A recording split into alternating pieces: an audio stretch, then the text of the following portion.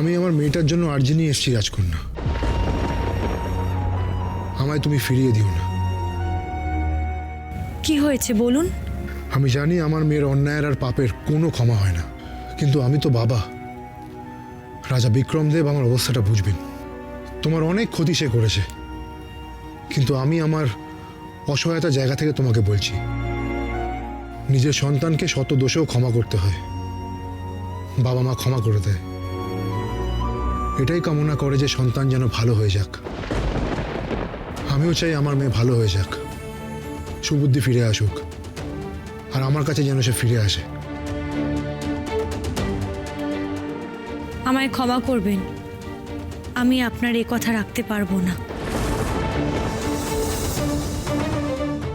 আপনি ভাবছেন কেন আমি আপনাকে না বলছি, কারণ ওই জটিলা কোনোদিনও বদলাবে না।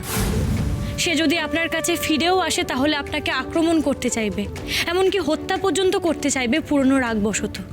আমার যদি সন্তানের হাতের মৃত্যু লেখা থাকে তাহলে তাই হবে, কিন্তু আমি তো সন্তানের মৃত্যু চাইতে পারি না।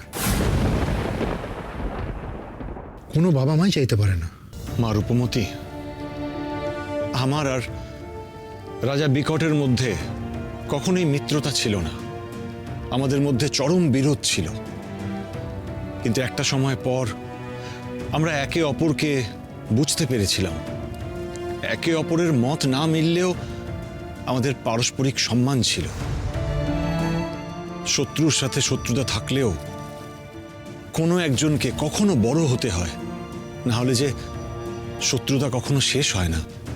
মারে, এক্ষেত্রে তোকে বড় হতে হবে, জটিলাকে ক্ষমা করতে হবে, না হলে যে তোদের এই শত্রুতা কখনোই শেষ হবে না। তোমার আর রাজা বিকটের মধ্যে শত্রুতা থাকলেও তোমাদের মধ্যে পারস্পরিক বোঝাপড়া ছিল, সম্মান ছিল, যেটা আমার আর জটিলার মধ্যে কোনোদিনও ছিল না, আর হবেও না। তোমরা কি করে বিশ্বাস করছো যে জটিলাকে সুযোগ দিলেও ভালো হয়ে যাবে? আমি বলছি শোনো, জটিলা প্রথমে মহামৃত জল সৃষ্টি করতে বাধা দেবে, আর যদি মহামৃত জল সৃষ্টি হয়ে যায় তাহলে সেটাকেও নষ্ট করে দিতে চাইবে। তুমি তো আসো রাজকন্যা, তুমি তো সেই পবিত্র জলের রক্ষক। আমি তোমার কাছে কাতর অনুরোধ করছি, আমার মেয়েকে একটা সুযোগ দাও। রূপমা, আমি তোর কাছে এটাই উপহার চেয়েছিলাম, তুই কি আমাকেও ফিরিয়ে দিবি? মারে, আমি তো তোকে শিখিয়েছিলাম ক্ষমাই পরম ধর্ম, তাতে তুইও মানসিক শান্তি পাবি। রাজকন্যা, আমি যদি তোমার কখনো একটু উপকার করে থাকি, আমি তোমার কাছ থেকে একটাই প্রতিদান চাইব।